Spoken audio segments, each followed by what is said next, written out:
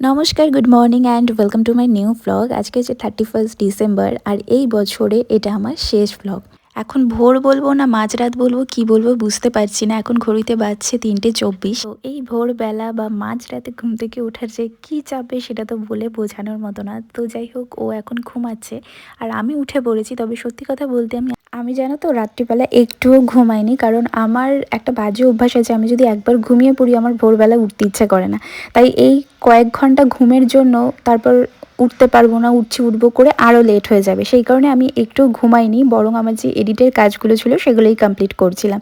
আর আগের দিন দুপুরবেলা আমি একটু বেশিক্ষণ ঘুমিয়ে নিয়েছিলাম, তাই আর অত প্রবলেম হয়নি। দেন ফ্রেশ হয়ে গোপালকে ঘুম থেকে তুলে এখন আমিও নিজে রেডি হয়ে নিয়েছি আর বাড়ির সবাইও রেডি হচ্ছে। এখন ওই ভোর 5টা মতো বাজে, তবে ভোরের আলোতে এখনও ফোটেনি, কারণ শীতের বেলায় একটু লেট করেই আলোটা ফোটে আর কি।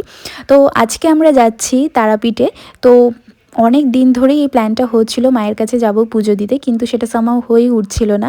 তো ফাইনালি এই দিনটা সিলেক্ট হয়েছে, তবে এটাও ভীষণই হুটোপাটার মধ্যে হয়েছে। আমি তখন আমার ওই বাড়িতে ছিলাম, তো হঠাৎই একদিন সৌরভ বললো যে আমাদের এই দিনটা সিলেক্ট হয়েছে। তো সেই কারণে আমি আবার সেখান থেকে চলে আসি। মানে আমি ওই বাড়ি থেকে এসেছি 29 তারিখে, মাঝে 30 তারিখ আর আজকে হচ্ছে 31 তারিখ। তো যাই হোক, আমাদের লাগেজপত্র সমস্ত কিছু নিয়ে এবার আর সেইভাবে আর তোমাদের কিছু দেখানো হলো না, কারণ আজকে একটু সকালবেলার দিকে না তাড়াহুড়োই ছিল, যে এদিক ওদিক সবার হাতেই ব্যাগ ছিল, তাই ভ্লগ আর করিনি। তো মোটামুটি 5:30 নাগাদ বাড়ি থেকে বেরিয়ে পড়েছি জয় মা তারার নাম করে। তো চলো এবার রাস্তায় যেতে যেতে কি করব না করব আজকে সারা দিনটা সব কিছুই তোমাদের সাথে এই ভ্লগে শেয়ার করব। কিছুদিন আগেই যেহেতু ক্রিসমাস ছিল, তাই তার রেস্টটাও কিন্তু এখনও রয়েছে, মোটামুটি 1 জানুয়ারি অবধি তো থাকেই, তাই না? তো সেই কারণে দেখো সারা রাস্তায় কিন্তু এরকম লাইটিং করা রয়েছে। আর যেহেতু ভোরবেলা না, এখন পুরো মনেই হচ্ছে না আমরা ভোরবেলা বেরিয়েছি, মনে হচ্ছে রাত্রিবেলা বেরিয়েছি। দেখো পুরো ঘুটঘুটে অন্ধকার। আর এখন আমরা হুগলি ব্রিজ ক্রস করছি, মানে সত্যি কথা বলতে মনে হচ্ছে না যে আমরা মানে এখন ওই 6টা মতো বাজতে যায় তবুও মানে আলো ফোটেনি, মানে এটাই অবাক কাণ্ড। আর সত্যি আজকে প্রচণ্ড ঠান্ডা ছিল। তো এটা আমাদের জার্নির ফার্স্ট টোল ক্রস করছি। আরও অনেকগুলো আছে, কারণ তারাপীঠ যেতে এখনও অনেক ঘন্টা বাকি, মানে অনেকটা সময় আমাদের আজকে রাস্তায় কাটাতে হবে। তো যাই হোক, মোটামুটি আলোর দেখা পাওয়া গেছে, মানে ভোর হয়েছে সবে। আর বেশিরভাগ রাস্তাটা আমি আজকে ঘুমিয়ে ঘুমিয়ে গিয়েছি, কারণ আমি এটাই মাইন্ডসেট করেছিলাম রাত্রিবেলা, ওই জন্যই ঘুমাইনি যে আমি তো গাড়ির মধ্যে ঘুমাতে পারবো, কিন্তু ও তো গাড়ি চালাবে, তাই ও ভালো করে ঘুমানোটা খুব দরকার। আর হাইওয়েতে যখনই না উঠেছি দেখো পুরো কুয়াশায় ভরা, মানে সামনের দিকে যে আরেকটা গাড়ি রয়েছে সেটাই ঠিকঠাক দেখা যাচ্ছিল না, মানে আমরা মাঝখানে না একটু ভয় পেয়ে গিয়েছিলাম। তো কিছুটা রাস্তা যাওয়ার পর আমরা একটুখানি দাঁড়িয়েছিলাম চা খাওয়ার জন্য একটা ধাবাতে। আর মুখ থেকে রীতিমতো ধোঁয়া বেরোচ্ছে, সেটাই ও তোমাদেরকে দেখাচ্ছিল। আর আজকে আমাদের জার্নিতে শুধু আমরা একা নই, আমাদের সাথে সম্রাটদার ফ্যামিলিও আছে, মানে ওর একটা অফিস কালিগ কাম ফ্রেন্ডও বলতে পারো।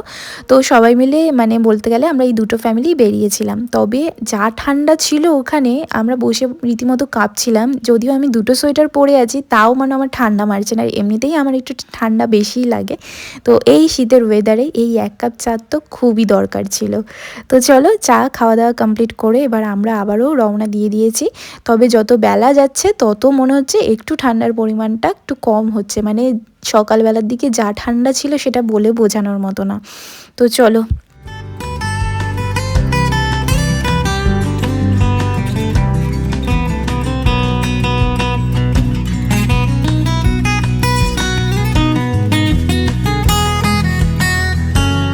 মাঝ রাস্তায় যেতে যেতে আবারও একটু ব্রেক নিয়েছি, কারণ গুবলির একটু প্রবলেম হচ্ছিল। আসলে আমরা যখন দীঘা গিয়েছিলাম সেখানকার ডিস্টেন্স আর এই তারাপীঠের ডিস্টেন্স বলতে গেলে অনেকটাই বেশি, তাই ওর একটু সাফোকেশন টাইপের হচ্ছিল। তাই ওকে একটু ঠিকঠাক রাখার জন্য আমরা একটুখানি দাঁড়িয়েছিলাম। আর আমরা নামবো মানে সেখানে দাঁড়িয়ে চা খাবো না সেটা তো হয়ই না। তো কিছুক্ষণ রেস্ট নিয়ে দেন আবারও আমরা স্টার্ট করি আমাদের জার্নি। তো মোটামুটি প্রায় চলেই এসেছি রামপুরহাটে, তো দেখতেই পেলে আর কিছুক্ষণ মাত্র বাকি। তো তার মাঝে আর কোনো ভিডিও করিনি, কারণ আমি ঘুমিয়েই পড়েছিলাম।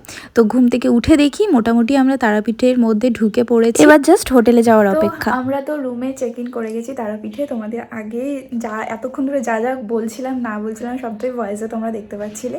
তো এই 2:15 নাগাদ আমরা হোটেলে আসি। তারপরে ও একটু গেছিলো খাবার দাবার আনতে, মানে দুপুরের লাঞ্চটা তো আমরা রুমেই করব, তো বাইরে থেকে ও একেবারে কিনে নিয়ে এসেছিলো। তো সম্রাট দ্বারাও আর ওরা আর তোমাদের রুমটা দেখানো হয়নি, আমি দেখাচ্ছি, দাঁড়াও। এটা হচ্ছে আমাদের মেন এন্ট্রেন্স অ্যান্ড তার সাথে হচ্ছে এই যে এখানে একটা বেড আছে আর এখানে একটা সোফা রয়েছে। এটা হয়তো ফোল্ডটা খোলা যায়, মানে সোফা কাম বেড যেরকম হয়, আমার তো সেটাই মনে হচ্ছে, জানি না। এখানে আধা কাপ ছাড়া একটা কি বলবো মিরার দেখতে পাচ্ছ, মানে এরকম এখানে হয়তো কোনো ডিজাইন করতে গেছে, বাট যাই হোক আমাদের সত্যি কথা বলতে অনেস্টলি অ্যাভারেজে লেগেছে, খুব ভালোও না আবার খুব খারাপও না। যেহেতু মায়ের কাছে পুজো দিতে এসেছি তো সেই জন্য একটা দিন অ্যাডজাস্ট করে নিচ্ছে, এইটাই যা। আমার মনে হয় যদি কষ্টই না করি তাহলে মায়ের কাছে এসে কী লাভ হলো বলো। তো যাই হোক, তো এটা হচ্ছে ওয়াশরুম আর এদিকে একটা এরকম একটা ওয়ার্ড্রপ দিয়েছে, মানে আধা ঢাকা আধা খোলা এরকম টাইপের। তো আমরা এখানে এই টাওয়ালগুলোকে জাস্ট মানে হ্যাং করে রেখেছি আর কি, এক্ষুনি জাস্ট ফ্রেশ হয়ে আসলাম। তো এই হচ্ছে ব্যাপার। আর আমরা সন্ধ্যেবেলা পুজো দিতে যাব, কারণ আমাদের আস্তে আস্তেই লেট হয়ে গেছে। তো ঢুকলামই এরকম সময়তে, তো সেই কারণে আমরা সন্ধ্যেবেলা যাব পুজো দিতে। তো দেখছি যদি সেখানে মানে সবটাই তোমাদের সাথে শেয়ার করার চেষ্টা করব। আর দুপুরবেলা টানা একটা ঘুম দিয়ে এখন উঠেছি ওই 5:30 6টা মতো বাজে। আর এটা হচ্ছে আমাদের হোটেলের লনটা, তো লন এরিয়াটা, আর সামনে রয়েছে এরকম একটা বড় ব্যালকনি। তো এখান থেকে না বাইরে সমস্তটা দেখা যাচ্ছিল, বেশ ভালো লাগছিল, সবাই যাওয়া আসা করছে, সমস্ত দোকানপাট রয়েছে। আর আমার তো বেশি টানছিল এই ফুচকার দোকানটা, অনেক দিন ফুচকা খাই না, তাই দিদিটাকে আমি বলছিলাম। তো যাই হোক, রেডি হয়ে এবার সবাই মিলে বেরিয়ে পড়েছে। আজ যেহেতু 31st তাই আমরা আন্দাজ করেছিলাম যে প্রচণ্ডই ভিড় হবে, কিন্তু সেটা সত্যিই হয়েছে। দেখো মাথাগুলো ছাড়া আর কিছুই আমরা দেখতে পাচ্ছি না। তো চলো এবার মোটামুটি যাওয়া যাক। আমরা ভয় পাচ্ছিলাম এই পুচকুটাকে নিয়ে, কারণ আমাদের মধ্যে ওই সব থেকে ছোট বাচ্চা, তো এত ভিড়ের মধ্যে ওকে নিয়ে কিভাবে পুজো দেবো না দেবো, তো তাই জন্য তো তারপর ফার্স্টে আগে চলে গেলাম আগে ডালা কিনতে। তো ওখানে মোটামুটি যা অ্যামাউন্ট থাকে, তো আমরা 500 টাকার অ্যামাউন্টটা নিয়েছিলাম, সেখানে একটা মালাটা আমাদের আলাদা কিনতে হয়েছিল, তারপর প্যারা আলতা এগুলো সমস্ত কিছু ওরাই দিয়ে দিয়েছে, আর বাড়ি থেকে একটা শাড়িও আমরা নিয়ে গিয়েছিলাম। তো যাই হোক, মোটামুটি আমরা এখান থেকে সমস্ত কিছু ডালা প্যাক করে নিয়েছি, মানে এখানে একটুখানি ওয়েট করছিলাম আর কি সবার জন্য। তো সম্রাটদাও আর ও দুজনে মিলে মালা কিনতে গিয়েছিল, ও তো চলে এসেছে, এদিকে সম্রাটদার পাত্তা পাওয়া যাচ্ছিল না। তো তারপর ফাইনালি সবাই এক জায়গায় হয়ে আমরা এবার বেরাচ্ছি আর কি পুজো দেওয়ার জন্য। তার সেই উদ্দেশ্যে আর একটা কথা বলে রাখি, আমরা কিন্তু ভিআইপিতে গিয়েছিলাম, কারণ প্রচণ্ড লাইন ছিল রাত্রিবেলা। তো সেই কারণে যেহেতু আমাদের সাথে একটা ছোটো বাচ্চাও রয়েছে, তো তাই আমরা আর কোনো রিস্ক নিইনি। তাও মোটামুটি আমরা অনেকটাই লাইনে দাঁড়িয়েছিলাম। তবে আর তারপর বলে রাখি, আমরা কিন্তু ভেতরে কোনো ভিডিও করতে পারিনি, কারণ আমাদের ফোন জমা দিয়ে তারপরে যেতে হয়েছিলো। এখন হয়তো নতুন নিয়ম বার করেছে কিনা আমি জানি না, তবে মায়ের মুখ তোমাদেরকে আর দর্শন করাতে পারলাম না, তাই বাইরে থেকেই তোমাদেরকে সবটা শেয়ার করে দিলাম। তবে হ্যাঁ, বলতে পারি যে প্রচণ্ড ভালোভাবে সুন্দর করে মায়ের দর্শন পেয়েছি, যেটা মানে করতে পেরে আমাদের মনটা খুব ভালো হয়ে গিয়েছিল। কারণ আমার বিশেষ করে আমার শাশুড়ি মায়ের অনেক দিনের ইচ্ছে ছিল তারা মায়ের কাছে পুজো দিতে আসবে, তো ফাইনালি তার ইচ্ছেটা পূরণ হয়েছে বছরের এরকম একটা দিনে। তো আশা করব কি আমাদের সামনের দিনগুলো পুরো বছরটা যেন খুব ভালোভাবে কাটে, তো এটাই আর কি, ব্যাস আর কিছুই চাই না মায়ের কাছে। তো তারপর আমরা পুজো দিয়ে বাইরে বেরিয়ে আসি, আর এসে এখানে যে ধূপ বা মোমবাতি যেগুলো জ্বালাতে হয় সেটা তো আলাদা একটা জায়গা থাকে, সেখানে গিয়ে সেটাই শুধু জাস্ট আমরা মাকে একটু আরতি করে তারপর সেটা বসিয়ে দিলাম, এই আর কি। তবে হ্যাঁ, সত্যি কথা বলতে মন থেকে চাইলে আমি মনে করি যে সত্যিই সবটা হয়। কারণ এই যে আজকে যাওয়াটা আমরা অনেক দিন প্ল্যান করে না হয়ে উঠছিল না, কিন্তু হুট করেই কী করে যে চলে গেলাম সেটা বুঝতেই পারলাম না। আবারও আরেকবার আসার ইচ্ছে আছে, তবে সেটা খুব শিগগিরই, তোমাদের সবটাই আস্তে আস্তে করে জানাবো। মন্দির থেকে বেরিয়ে আমাদের এই মিষ্টির দোকানটা চোখে পড়ে, আর মিষ্টিগুলো দেখেও বেশ ভালো লাগছিল। তো সেই জন্য আমরা এখান থেকে সবাই মিলে একটুখানি মিষ্টি ট্রাই করলাম, তারপরে সোজা হোটেলেই চলে আসি। এই জাস্ট পুজো দিয়ে কিছুক্ষণ আগে বাড়িতে আসলাম। তো আজকে বেশিরভাগ ব্লগটাই তোমাদের সাথে ভয়েস ওভারের সাথে আমি শেয়ার করেছি, তবে এখনও যে খুব কথা বলতে পারবো সেটা আমি বলতে পারছি না, কারণ প্রচণ্ড গান হচ্ছে। আজকে 31st নাইট, তো চারিদিকে প্রচণ্ড গান হচ্ছে, আর এখানেও প্রচুর প্রচুর পরিমাণে ভিড়, তোমাদের সেটা একটুখানি ঝলক দেখিয়েছি। আর যে পান্ডা আমাদেরকে পুজো মানে করিয়েছেন, তো তিনি বলছেন যে কালকে নাকি এর থেকেও আরও মারাত্মক ভিড় হবে, কারণ 1 জানুয়ারি বলে কথা। আর এই দিনটাতে অনেকের ছুটি থাকে বলে হয়তো সবাই এখানে এসে মায়ের পুজো দিয়েই বছরটাকে শুরু করতে চায়। তো সেই সব মিলিয়ে বলছে যে আজকে তোমরা ভালো করেছো, এই টাইমে পুজো দিয়েছো এসে, তো খুব ভালো করে পুজো হয়েছে, মনে থেকে অনেক শান্তি পাচ্ছি। তো খুব তাড়াতাড়ি আবারও আসবো, সেটারও একটা প্ল্যান হয়ে আছে, সেটা আমি এখনই তোমাদের কিছু বলছি না, আস্তে আস্তে তোমরা সবটাই জানতে পারবে।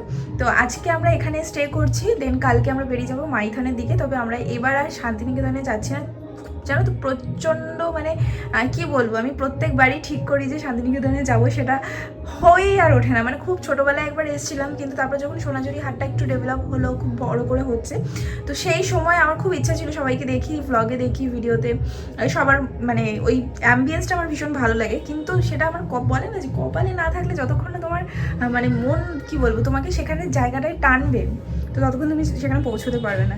তো যাই হোক, এইবারও আমি সেখানে যেতে পারছি না, তবে হ্যাঁ নেক্সট প্ল্যান আছে যেখানে, তবে আশা করছি পরের বার হোপসো কি হবে যাওয়াটা। তো এই হচ্ছে ব্যাপার। তো সৌরভ আর সম্রাট একটুখানি বেরিয়েছে, আমরা এখানে এসে একটুখানি সবাই যে যার মতো একটু ফ্রেশ হয়ে নিচ্ছি, তারপর একটু বসে গল্প করবো, একটু খাওয়া দাওয়া। সবাই এক জায়গাতেই ছিলাম, দেখো এখানে এসেও আবার গিফট পেয়ে গেল। মানে ওরা বেরিয়েছিল, ওরা ওখান থেকে মার্কেটিং করেছে, ও নিজের জন্য একটা এরকম স্টল নিয়েছে, আমার জন্য একটা নিয়েছে।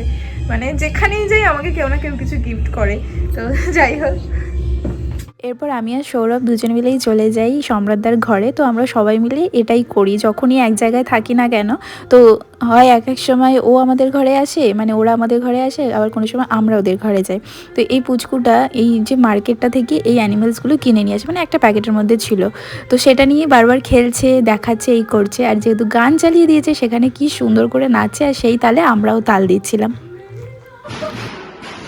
Happy new year, happy new year, ইয়ার গুড্ডু। বন্ধ করে বন্ধ ভিডিও বন্ধ। টাটা।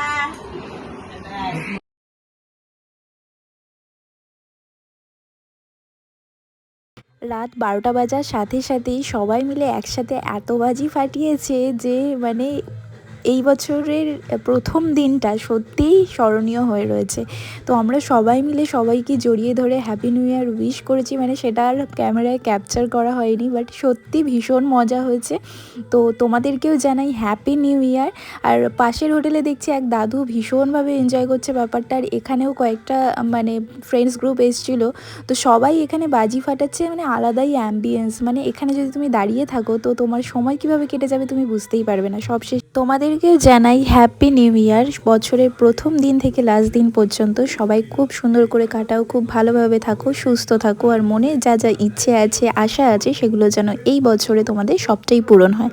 তো চলো আজকের মতো এই ভিডিওটা তাহলে এখানেই এন্ড করছি, দেখাবে নতুন একটা ভিডিওর সাথে, ততক্ষণের জন্য সবাই খুব ভালো থেকো।